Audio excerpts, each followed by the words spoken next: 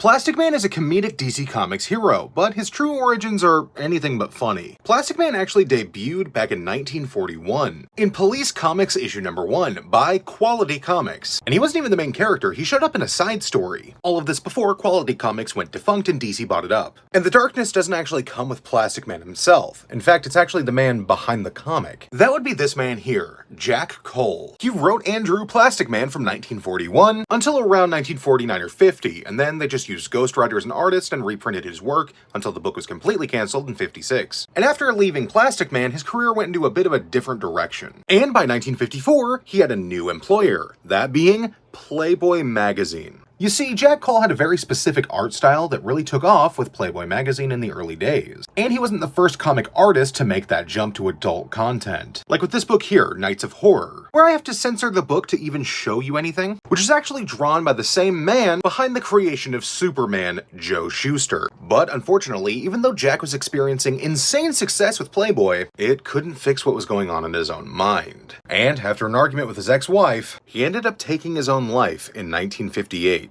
At the age of 43. But before he did, he left this letter for Hugh Hefner, letting Hefner know that what he is doing has nothing to do with him and he couldn't go on living hurting the people he cared about. Wishing Hugh Hefner the best in years to come and saying thanks again for everything he did, and that Hef was a good boy.